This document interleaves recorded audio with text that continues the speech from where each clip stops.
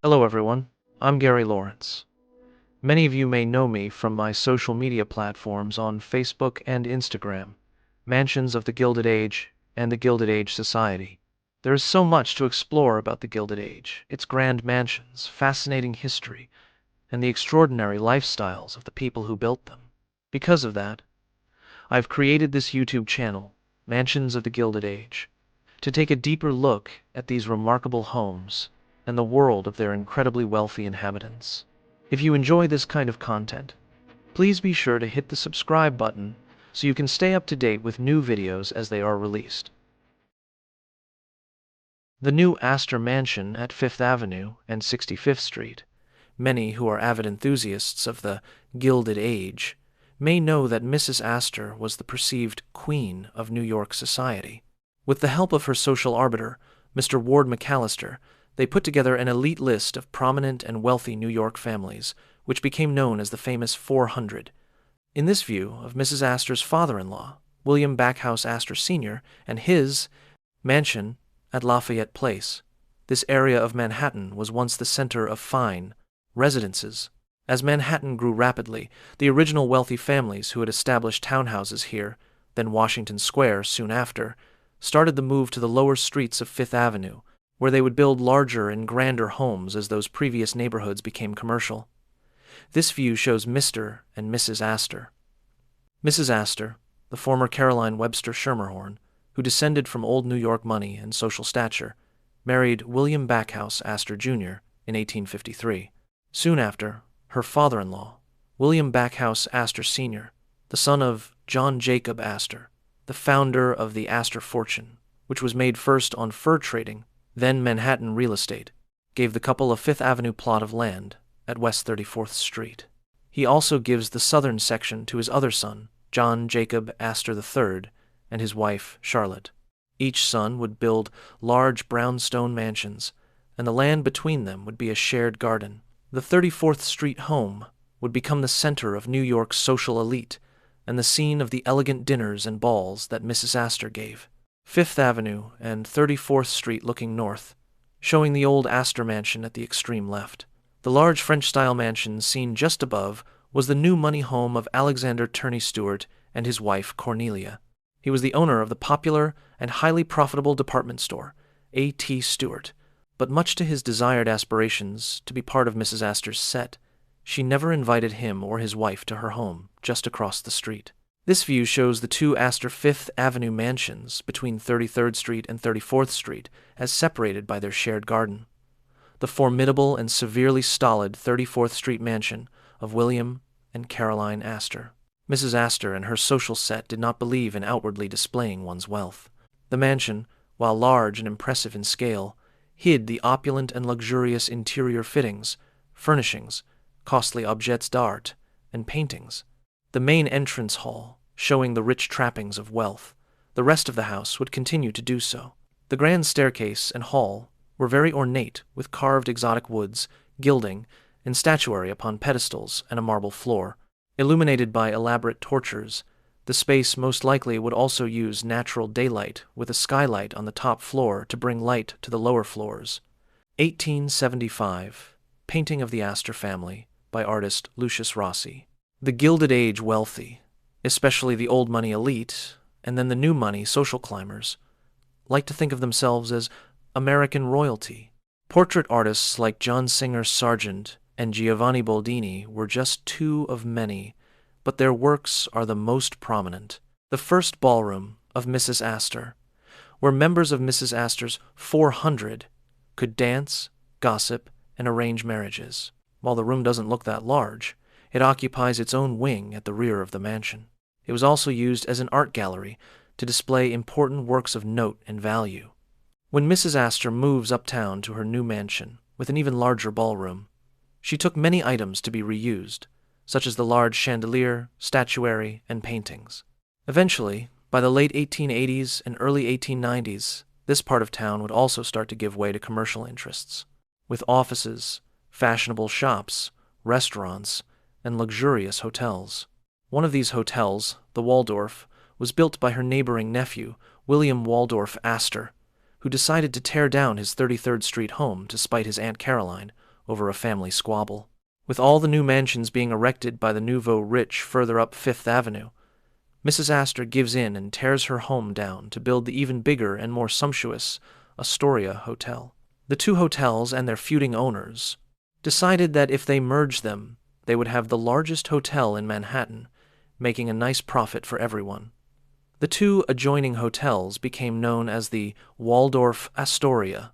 Mrs. Astor and her son, John Jacob Astor IV, chose a plot of land on the northeast corner of 65th Street and commissioned architect Richard Morris Hunt to create their new home. Hunt had become the designer of many Gilded Age mansions, and for the Astors, he created a French-style chateau-esque double mansion. From the avenue, the mansion would appear to be just one dwelling, but was separated down the center for Mrs. Astor, taking the northern section and her son with his wife and family, the southern section at the corner of 65th Street. The mansion was completed in 1896 and became the new hub of New York society. Main entrance set off of Fifth Avenue. This would be the point where members of New York society would alight from their shining carriages to attend an Astor dinner, ball, or both. The avenue would be thronged with everyday citizens to capture a glimpse of rich ladies in their fur capes, and maybe catch a look at the fine gowns and jewels, along with their husbands or escorts dressed in black capes, top hats, and golden canes. The bronze doors to the Astor mansion that would be so heavy would require footmen to open them. First floor plan of the Astor mansion. From looking at this floor plan, one can clearly see how the mansion was intentionally divided down the center. Almost equally distributed rooms on both sides of the twin staircase, divided by a wall. You can also see that the main ballroom and painting gallery had access from both sides. For many years, the floor plans of the mansion could not be found. But one day, about 15 years ago, I was searching for another Astor-related item and saw a listing for Astor mansion floor plans.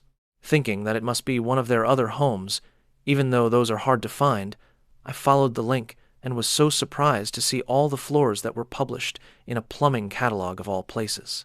I even find this surprising since it was in the early 1900s, before Mrs. Astor dies in 1908. The grand staircase of Mrs. Astor. When the mansion was completed in 1896, Mrs. Astor was 65 years old, but now more than ever reigned over society in her magnificent palace. Her husband William unfortunately did not live to see it, passing in 1892 at the age of 62. According to period accounts, Mrs. Astor is said to appear at the top of the great staircase with her guests below, often dressed in black velvet and wearing so many dazzling jewels, many from the royal courts and aristocracy of France. That legend has it. One of her guests, watching her descend, snipped that she glittered and shone more than the large crystal chandelier that once was the center of her old ballroom at the 34th Street house. The grand staircase was colored and created into a short video to imagine what it probably looked like. Once Mrs. Astor descended and greeted her guests, she would lead them into her ballroom under the staircase. The largest room in the mansion was a 2-story space lit by chandeliers and sconces. The walls were covered in paintings, bottom to top, in the French salon style, and would also be lighted from the large skylight above during the daytime. An elaborately carved mantelpiece was at the center of the wall, and on the other side, along a second-floor mezzanine, where an orchestra played to be heard but not noticed. The furniture that filled the room most of the time would be removed to make room for the musicians' waltzes. Mrs. Astor would take a seat on a long, upholstered sofa, along with some of her closest friends, and watch and enjoy the pageantry.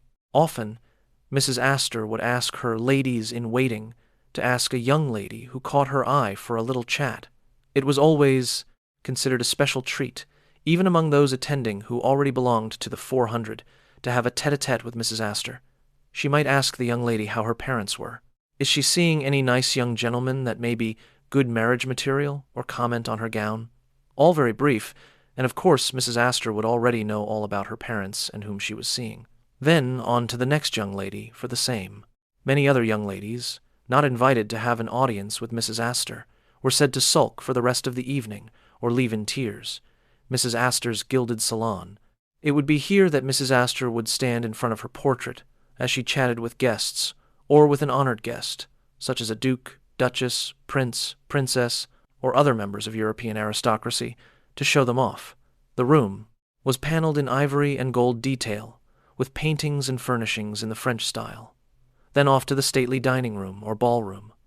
Mrs. Astor's dining room is off the main salon. The dining room had gilded dark paneling, a marble mantelpiece, statuary, heavily upholstered chairs, and richly colored rugs with illumination by wall sconces and large silver candelabras, all the better to display silver, crystal, and gold dinnerware. After Mrs. Astor died, and many years later in the 1920s, the gold plates and dinnerware were sold at auction. Upon inspection, it was found to be a disappointing legend that they were only gold-plated, not solid gold. Mrs. Astor was at a lavish party when not entertaining at her home. For many years, Mrs. Astor only entertained at her home, or would attend dinners and balls at the homes of others in her circle. She refused to go to such things at hotels or restaurants, no matter how posh they were. She believed she might meet others whom she did not care to associate with. Towards her last years, she finally did break her rule, and could be seen at Sherry's or Delmonico's. Her first public appearances caused dining rooms to become silent when she entered. Mrs. Astor continued a non-stop social schedule until her last years. As fate would have it, the grand staircase in the Astor mansion, the scene of her breathtaking appearances, would also lead to her demise. In 1907, Mrs. Astor had a fall down her marble staircase, causing her to withdraw from society and spend her last years in a mental fog, reliving her past glories. She would plan parties with her staff, then instruct them to make the arrangements with the caterers, champagne vendors, and florists. They eventually knew not to contact them, since, when the day came, Mrs. Astor would not remember she was giving a party. Or, other times, Mrs. Astor would dress for an unplanned ball, greet her guests, many of whom were no longer living at the bottom of the staircase, and tell them how good it was to see them. Here she is seen in her most famous portrait, painted by French artist Carolus Duran in 1890. Towards the end, a woman journalist contacted Mrs. Astor and asked her for an interview. Mrs. Astor never liked reporters, nor gave interviews, but this time she accepted. The journalist was from The Delineator, a woman's magazine, and arrived at the mansion. Mrs. Astor gave her a tour, and then they sat for the interview. Mrs. Astor talked about her role as a social leader, and also being a good mother. She made some comments about the current world, and the younger set as being rather fast and doing things that never would have been allowed in her day. In the end, she did have the last word about the new money people who climbed and crashed into society. She said, "I am not vain enough to think New York will not be able to get along very well without me. Many women will rise up to take my place. But I hope my influence will be felt in one thing, and that is in discountenancing the undignified methods employed by certain New York women to attract a following. They have given entertainments that belonged under a circus tent rather than in a gentlewoman's home." The article appeared in the October 1908 edition, the same month that Mrs. Astor died at age 78. John Jacob Astor IV inherits and redesigns the Astor Mansion. Watch for the next video about the Astor Mansion, when Mrs. Astor's son John's original wing is incorporated with his mother's into one of the largest mansions on Fifth Avenue. If you would like to learn more, I recommend the following books below. For other book recommendations, credits, and sources, please go to my blog, mansionsofthegildedage.com. You can find links to these books, as well as many other Gilded Age reading recommendations, in the description below. As an Amazon associate, I earn from qualifying purchases. These small commissions help support my YouTube channel, as well as my Facebook and Instagram communities dedicated to the history of the Gilded Age. Thank you for watching, and I look forward to sharing more fascinating stories of lost mansions of the Gilded Age with you soon.